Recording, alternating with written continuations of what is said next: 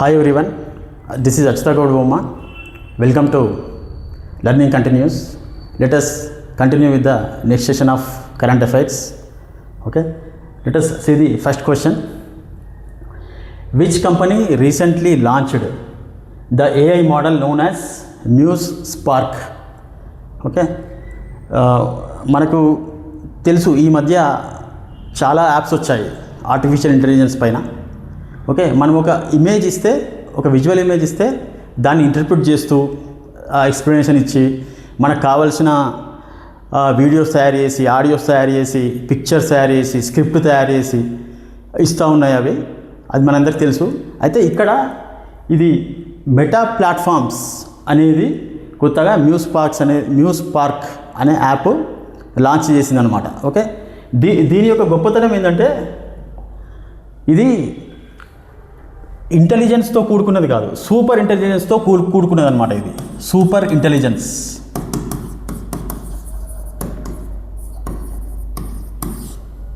అంటే ఇంటెలిజెన్స్ కంటే ఒక మెట్టు ఎక్కువ ఉంటుందన్నమాట. ఓకే, ఆల్మోస్ట్ ఇవన్నీ పెయిడ్ యాప్స్ లాగానే ఉంటున్నాయి. నేను కూడా ట్రై చేశాను డౌన్లోడ్ చేసుకోవడానికి. ఇది పెయిడ్ యాప్ అని నాకు అర్థమైపోయింది.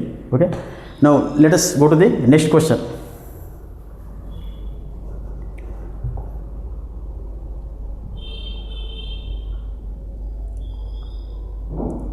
Okay, which country won the Under-19 Cricket World Cup 2026? Okay, ఈ ఆన్సర్ చాలామందికి తెలుసు.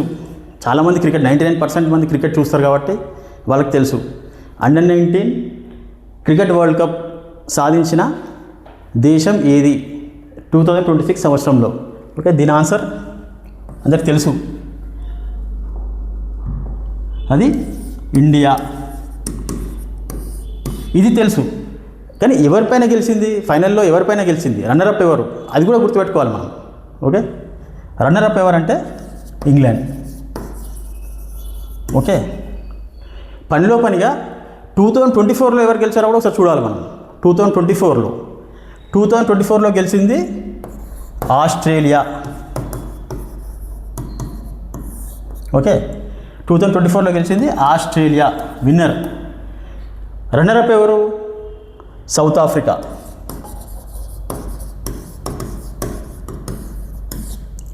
ఓకే, ఇది గుర్తుపెట్టుకుంటే సరిపోతుంది. Okay, now let us go to the next question.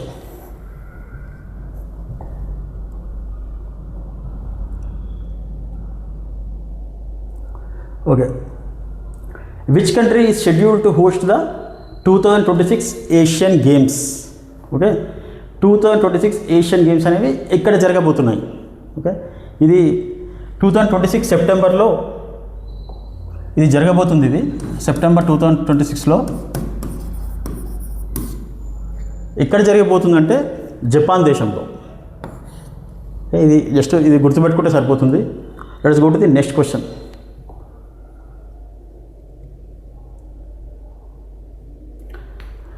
Which ministry launched the revised Pharmaceutical Technology Upgradation Assistance Scheme RPTUAS? Okay, ఈ స్కీమ్ని ఏ ministry, ఏ మంత్రిత్వ శాఖ అనేది లాంచ్ చేసింది అనేది క్వశ్చన్ అనమాట. ఓకే, మనకు కొంచెం గెస్ చేయొచ్చు. ఇక్కడ ఫార్మాస్యూటికల్ అని ఉంది. ఫార్మాస్యూటికల్ అంటే దేని రిలేటెడ్ ఉంటుంది? ఆబ్వియస్గా ministry of chemicals and fertilisers. Okay, ఇది ఒక సబ్ బ్రాంచ్ అనమాట. అయితే ఇది దేని కిందకి వస్తుందంటే మినిస్ట్రీ ఆఫ్ హెల్త్ కిందకి వస్తుంది. ఇది మినిస్ట్రీ ఆఫ్ హెల్త్. మన హెల్త్ మినిస్టర్ ఎవరు? ఇక్కడ ఇంకో క్వశ్చన్ ఉంది. మన ప్రజెంట్ హెల్త్ మినిస్టర్ ఎవరు అనేది కూడా మనం గుర్తుపెట్టుకోవాలి. ఎవరు?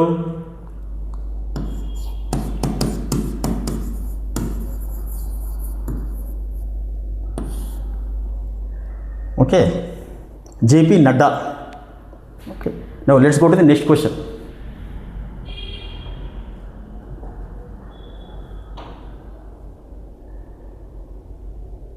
ఓకే, ఇది అందరికి తెలిసిన విషయమే ఉండొచ్చు.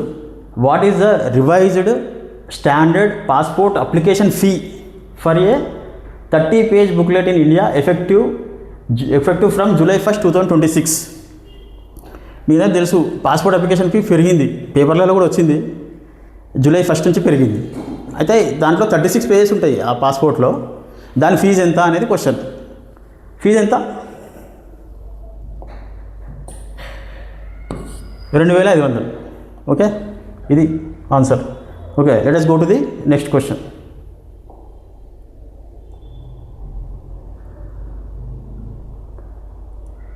ఇది చూడండి. effective from January 1st, 2026, India introduced a new E-Before visa to facilitate business travel from which country? Okay, ఇది ఇంపార్టెంట్ క్వశ్చన్. ఇప్పుడు మనము ఈ మధ్య చూస్తున్నాం, మనం కొంతమంది వాళ్ళ ఇంట్లో ఫర్నిచర్ కోసం, అంటే మొత్తం పూర్తి స్థాయిలో ఫర్నిచర్ తెచ్చుకోవడానికి చైనాకి ట్రావెల్ చేసి తెచ్చుకుంటున్నారు. అది మనం చూసే ఉంటాం. ఓకే, అయితే అలాంటిదే ఇది కూడా. ఇప్పుడు మనం ఒక కొత్త కంపెనీ ఎస్టాబ్లిష్ చేయాలంటే, ఒక మ్యానుఫ్యాక్చరింగ్ కంపెనీ ఎస్టాబ్లిష్ చేయాలంటే మనకు ఎక్విప్మెంట్ అనేది ఇన్స్టాల్ చేయాలి. ఆ ఎక్విప్మెంట్ ఇన్స్టాలేషన్ అనేది చైనా వాళ్ళు చాలా తక్కువ ఖర్చుతో చేస్తారు, అది మనకు తెలుసు. అయితే అలాంటి వాళ్ళ సేవలు ఉపయోగించుకోవడానికి మన భారత ప్రభుత్వం అనేది జనవరి 1 నుంచి ఈ వీసాని ఇంప్లిమెంట్ చేసింది అనమాట. అయితే దీని యొక్క గొప్పతనం ఏంటంటే, దీనికోసం ఈ చైనా యొక్క ఇంజనీర్సు, టెక్నికల్ ఎక్స్పర్ట్స్ వాళ్ళు ఉంటారు కదా, వాళ్ళు ఎంబసీకి వెళ్ళాల్సిన అవసరం ఉండదు. 100% ఆన్లైన్లోనే, మొత్తం 100% ఆన్లైన్లోనే అప్లై చేస్తుంటారు. ఓకే, వాళ్ళకి 6 months వరకు వీసా వస్తుంది. 6 months వరకు వాళ్ళు ఇండియాలో ఉండొచ్చు. 6 months వరకు ఇండియాలో ఉండి ఆ ఇన్స్టాలేషన్స్ ఏమున్నాయో ఎక్విప్మెంట్వి అవి కంప్లీట్ చేసుకొని వాళ్ళు మళ్ళీ తిరిగి వెళ్ళొచ్చు అనమాట. ఓకే, అది ఆ ఫెసిలిటీ కోసం ఇది మన భారత ప్రభుత్వం అనేది ఈ E-Before వీసాని ఇంట్రడ్యూస్ చేసిందనమాట. Okay, let us go to, so the answer is obviously China, as we have discussed. Okay, let us go to the next question.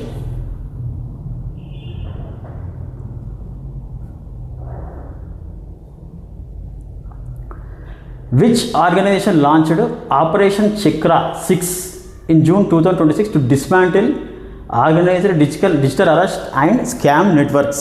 Okay, ఈ మధ్య మనం ఈ వర్డ్ చాలా వింటున్నాం. ఏది? డిజిటల్ అరెస్ట్ అనేది. డిజిటల్ అరెస్ట్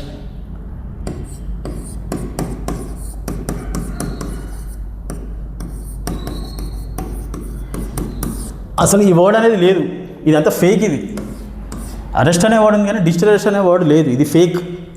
ఓకే, వాళ్ళు ఏం చేస్తారంటే మనకు ఫోన్ చేసి లేదా వాట్సాప్ వీడియో కాల్ చేసి, మీ ఆధార్ కార్డ్ నెంబర్ అనేది మా రికార్డ్స్లోకి వచ్చింది, మీరు ఫలానా దేశం నుంచి ఇన్ని కోట్ల రూపాయలు అక్రమంగా ట్రాన్సాక్షన్ చేయించుకున్నారు, కాబట్టి మీరు మా దర్యాప్తుకి సహకరించాలి, ఓకే అని మిమ్మల్ని భయభ్రాంతులకు గురి చేసి, వాళ్ళు మాట్లాడేది ఎక్కడి నుంచి అంటే ఒక కోర్టు సెటప్ లాగా ఉంటుంది. వాళ్ళ ఇంట్లోనే వాళ్ళ రూమ్లో వాళ్ళు ఒక సెటప్ చేసుకుంటారు అనమాట. ఒక కోర్టు లాగా ఉంటుంది అది. ఓకే, అందులో ఆఫీసర్ డ్రెస్ వేసుకొని, యూనిఫామ్ చేసుకొని ఒక 3-4 ఉంటారనమాట, హడావిడి చేస్తుంటారు.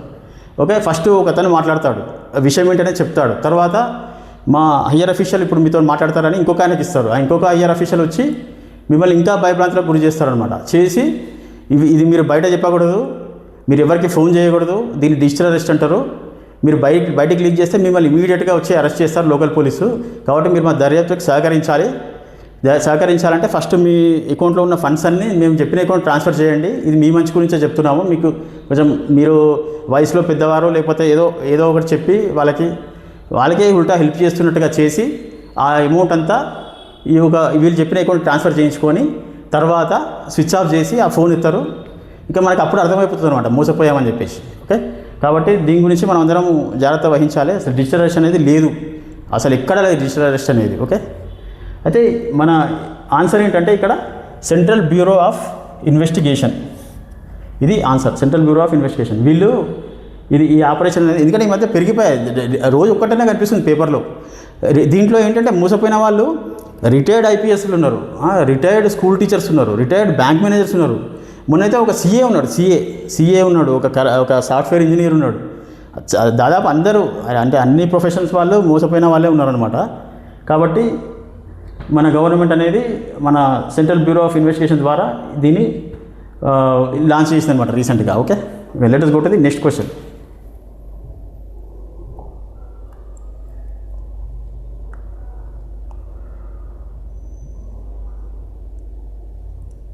Okay, this is Telangana related question. From which date did the Telangana government announce it will implement the Indiramma family life insurance scheme. Okay, ఇది చాలా ఇంపార్టెంట్ క్వశ్చన్, ఇది మనందరికీ కూడా చాలా అవసరం. దీంట్లో రెండు గొప్ప విషయాలు ఉన్నాయి. ఇది తప్పకుండా గుర్తుపెట్టుకోవాలి అందరూ. ఇంతకుముందు ఎప్పుడు కనీ విని ఎరగని రీతిలో ఉంటుంది ఈ రెండు విషయాలు. మొదటి విషయం ఏంటంటే, మనము ఏ ఇన్సూరెన్స్ తీసుకున్నా ప్రీమియం అమౌంట్ అనేది కట్టాలి. ఓకే, అది అందరికీ తెలిసిన విషయమే. నెలకో, 3 నెలలకో, 6 నెలలకో, లేకపోతే సంవత్సరానికి ఒకసారో మనం ప్రీమియం కట్టాల్సిందే. కానీ ఈ స్కీమ్లో ప్రీమియం ఎంత తెలుసా? 0 రూపీస్. దీంట్లో ప్రీమియం లేదు, ప్రీమియం కట్టాల్సిన అవసరం లేదు. ఓకే, మొదటి విషయం ఏంటంటే 0 ప్రీమియం. ఇది ఇంతవరకు ఎప్పుడు మనం కనీ విని ఎరగలేదు. ఇప్పుడు మనది PMSBY ఉంది ఒకటి. ఓకే, ప్రధానమంత్రి సురక్ష బీమా యోజన అని ఒకటి ఉంది. దానికి సంవత్సరానికి ప్రీమియం ఇప్పుడు ఎంత? 20 రూపాయలు. దానికి 20 రూపీస్. 20 రూపీస్ దానికి. మనం అదే తక్కువ అనుకున్నాం ఇంతకుముందు. ఓకే, ఇంతకుముందు ఇది 12 రూపీస్ ఉండేది, ఇప్పుడు 20 రూపీస్ అయింది. ఓకే, కానీ ఇది చూడండి, ఇదైతే 0. దీనికి 20 రూపీస్ కూడా అవసరం లేదు దీనికి. ఓకే, నెక్స్ట్ ఇంకో గొప్ప విషయం ఏంటంటే, ఇప్పుడు ఏ స్కీమ్ అయినా ఎవరిని ఉద్దేశించి ఉంటుంది? ఏ స్కీమ్ అయినా సరే పేదవాళ్ళను, మహిళలను, మైనార్టీలను, వికలాంగులను, వృద్ధులను ఉద్దేశించి ఉంటుంది ఏ స్కీమ్ అయినా సరే. కానీ ఈ స్కీమ్ ఎవరికి వర్తిస్తుంది అంటే, ఈ రాష్ట్రంలో ఉన్న ప్రతి ఒక్కరికి వర్తిస్తుంది. అంటే నీకు, నాకు కూడా. ఓకే, అంటే దేశంలో ఉన్నటువంటి 1.15 crore ఫ్యామిలీస్. ఓకే, ఇదేంటంటే ఫ్యామిలీ లైఫ్ ఇన్సూరెన్స్ స్కీమ్. ఇది ఫ్యామిలీస్. మన రాష్ట్రంలో దగ్గరగా దాదాపుగా ఓకే 1,15,00,000 కుటుంబాలు ఉంటాయన్నమాట. ఆ కుటుంబాలన్నిటికీ వర్తిస్తుంది. ఓకే, పూర్ పీపుల్కి, మిడిల్ క్లాస్ పీపుల్కి, ఓకే, మళ్ళీ అఫ్లుయెంట్ పీపుల్ కూడా వర్తిస్తుంది. అఫ్లుయెంట్ పీపుల్ అంటే ధనవంతులకు కూడా వర్తిస్తుంది అన్నమాట. అది దీంట్లో ఉన్న గొప్పతనం అన్నమాట. ఈ రెండు చాలా గొప్ప విషయాలు అన్నమాట ఈ స్కీమ్ గురించి. అయితే ఈ స్కీమ్ అనేది రీసెంట్గా తెలంగాణ ఫార్మేషన్ డే అంటే June 2, 2026 రోజు అనౌన్స్ చేశారనమాట. ఓకే, కానీ ఇంప్లిమెంటేషన్ ఎప్పటి నుంచి అవుతుందంటే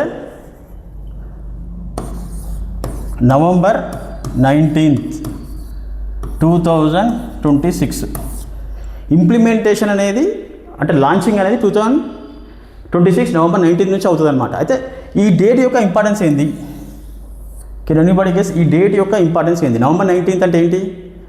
okay, it is the birth anniversary of farmer prime minister Indira Gandhi, as the name suggest. Okay, Indira Gandhi గారి యొక్క ఇది జన్మదినం అనమాట. ఇది November 19. ఓకే, అప్పటి నుంచి ఇంప్లిమెంట్ అవుతుంది ఇది. ఓకే, ఇంకోటి దీని కవరేజ్ ఎంత ఉంటుందంటే 5 lakhs. దీని కవరేజ్ 5 lakhs. ఓకే, ఇది అనమాట. ఇది దీని గురించి, ఈ స్కీమ్ గురించి. ఓకే, ఇది జస్ట్ మనం ఇక్కడ అడిగింది ఏంటి? జస్ట్ అనౌన్స్ చేసిందేమో June 2, ఇంప్లిమెంట్ చేయబోయేదేమో November 19 నుంచి. ఓకే, ఈ విషయం గుర్తుపెట్టుకుంటే సరిపోతుంది. Let us go to the next question.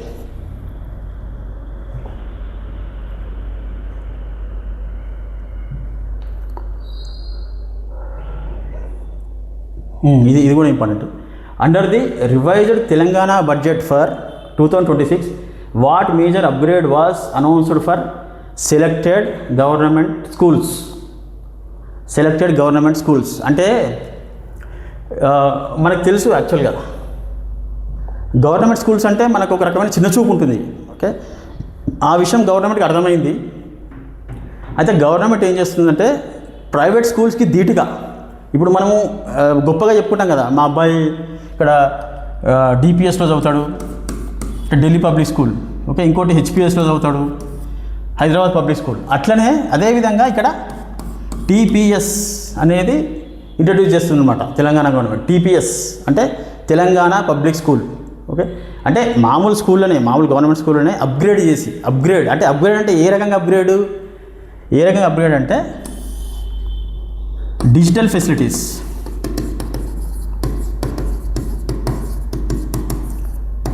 Okay, ఇంకోటి ఏమో మోడర్న్ ఇన్ఫ్రాస్ట్రక్చర్, ఇంకోటి ట్రైన్డ్ టీచర్స్, ఇంకొకటి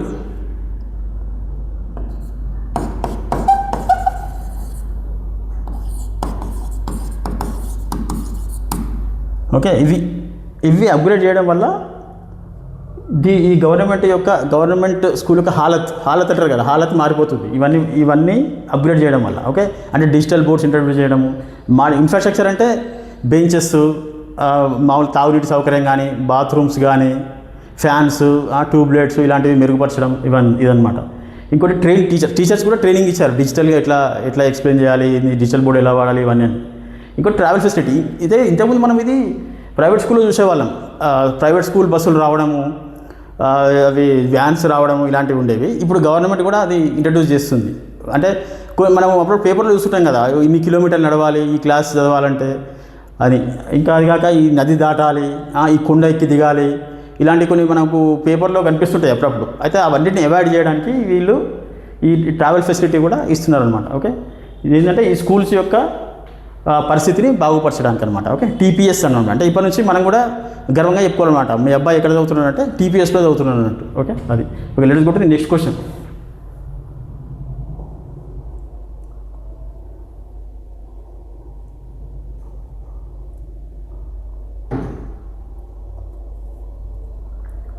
The Telangana state government recently collaborated with which global institution to establish a Center for the Fourth Industrial Revolution, C4IR, Fourth Industrial Revolution.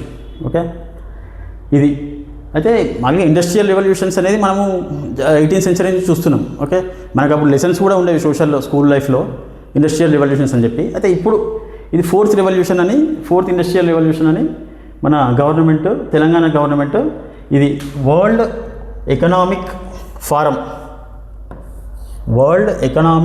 ఫారంతో collaborate అయ్యి దీంట్లో artificial intelligence సంబంధించి కానీ, manufacturing methods గురించి కానీ improve చేయడానికి వీళ్ళతో collaborate అయిందనమాట. ఇది ఒక క్వశ్చన్, ఇది రీసెంట్గా జరిగింది కాబట్టి ఇది ఒక క్వశ్చన్ అనమాట, అంతే.